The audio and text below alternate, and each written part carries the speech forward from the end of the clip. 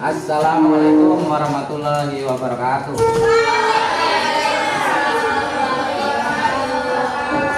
Selamat pagi.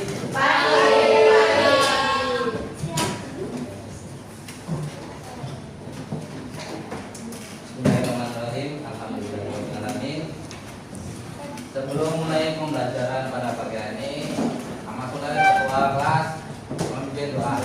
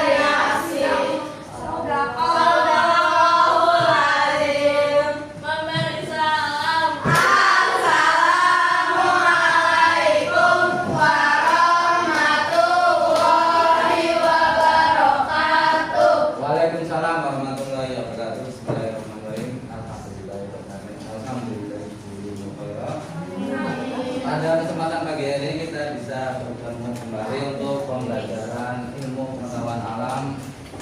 Namun sebelum pembelajaran kita mulai, kita absensi dulu ya. Hari ini siapa yang mau masuk? Ada semua. Masuk semua ya, semua diberi kesehatan. Kita bisa menghadiri pembelajaran pada pagi hari ini. Pada pagi hari ini Bapak ingin menyampaikan materi tentang perubahan kimia, terutama perubahan fisika dan perubahan kimia. Jadi di alam ini ada dua macam perubahan, yaitu perubahan fisika dan perubahan kimia. Perubahan fisika ada tanda-tandanya. Satu, tanda-tanda untuk perubahan fisika itu satu, tidak terjadi perubahan wujud ataupun bentuk. Yang kedua, perubahan fisika itu biasanya bersifat reversibel atau dapat kembali ke bentuk semula. Contohnya kayak air ya, air juga berubah atau berbentuk ke air lagi. Yang ketiga, perubahan fisika itu biasanya tidak menimbulkan bentuk baru. Jadi bentuknya kalau air ya tetap air.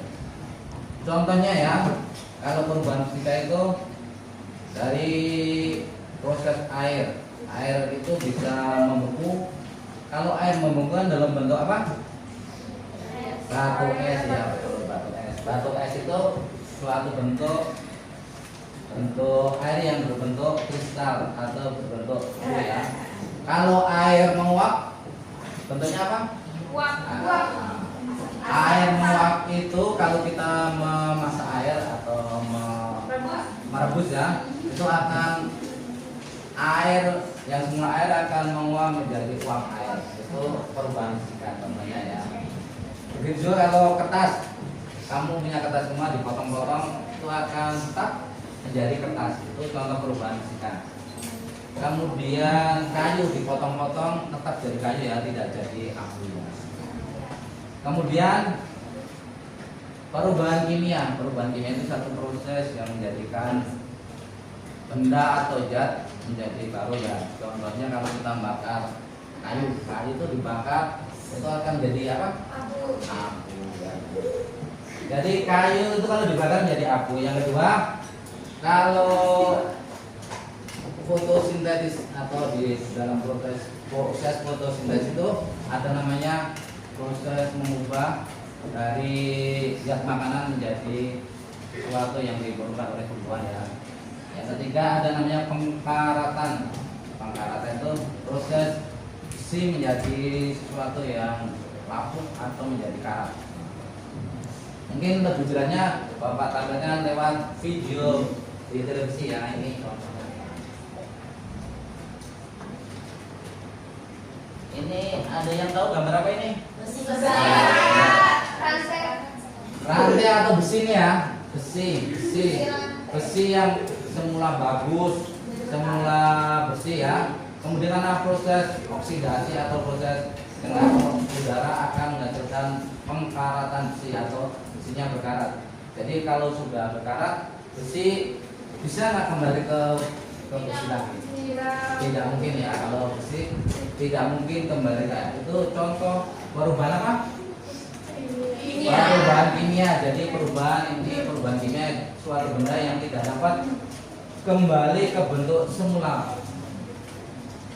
Yuk kita sekali lagi gambar yang kedua ya. Nah ini gambar kedua. Nah, ini gambar kedua, gambar apa? Nah benar ya. Ini adalah kayu yang dibakar. Proses pembakaran dengan bantuan genset. Jadi proses pembakaran itu merubah kayu menjadi apa?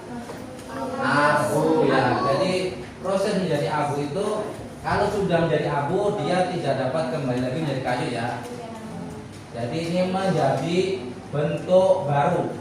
Jadi perubahan ini dari semula kayu keras menjadi abu. Jadi merubah menjadi bentuk zat baru. Dan zat baru ini tidak mungkin kembali ke zat semula seperti kayu ya. Jadi menjadi zat baru. Jadi zat ini zat baru yang tidak dapat kembali ke semula lagi. Ini contoh ketiga. Nah ini apa? Apel busuk. Apel busuk ya. Apel busuk juga gitu juga ya. Ini suatu benda yang semula baru bisa dimakan, kemudian menjadi sesuatu yang busuk yang tidak bisa kita makan lagi. Jadi ini berubah zat menjadi zat baru yang menjadi makanan mikrobia. Kemudian jadi sesudah menjadi apel busuk bisa nggak kembali ke zat apel segar lagi? Mungkin ya. Jadi ini contoh perubahan apa? Kimia ya. Selanjutnya ya. Nah ini gambar apa? Daun yang semula daun hijau menjadi daun kuning karena proses fotosintesis, proses di dalam daur ulang tumbuhan ya. Ini termasuk perubahan apa? Kimia. Jadi proses dari hijau daun klorofil menjadi daun kuning atau daun hijau karena fotosintesis. Selanjutnya lagi. Nah, ini ya. Oke. Gambar apa ini? Nah, itu gambar es batu yang mulai mencair karena di kondisi udara biasa ya. Karena kalau ditaruh di freezer, ditaruh di suhu ruang, dia akan mencair menjadi es. Jadi bentuknya yang semula padat menjadi cair ya. Tapi bentuknya tetap air nggak itu? Padat menjadi ya tetap ya. Jadi itu bentuknya hanya bentuknya yang berubah dari padat menjadi cair. Cuma sifatnya tetap air karena itu jadi hanya reversible atau bentuknya bisa berubah ya. Jadi berubah, maksudnya berubah tetap ya. Jadi dari air walaupun bentuk membeku, kotak berubah menjadi air yang cair. Jadi ini termasuk perubahan apa? Fisika. Jadi hanya perubahan bentuk aja yang terjadi di sini. Nah, kalau ini apa gambar apa? Lilin ya, lilin termasuk perubahan apa? Fisika. Jadi ini lilin ini dibakar, nanti tetap bentuknya lilin aja walaupun api, nanti bentuknya lilin bisa diproses menjadi lilin kembali. Nah, mungkin itu aja ya.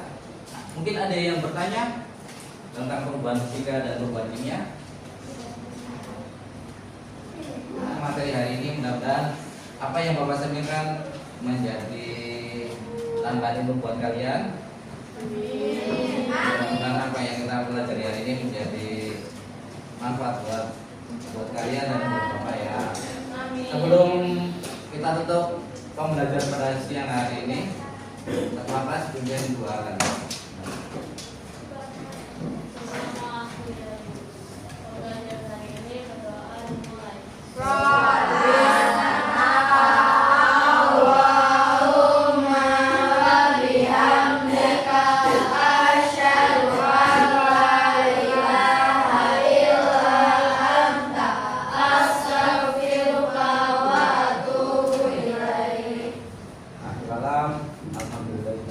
Assalamualaikum.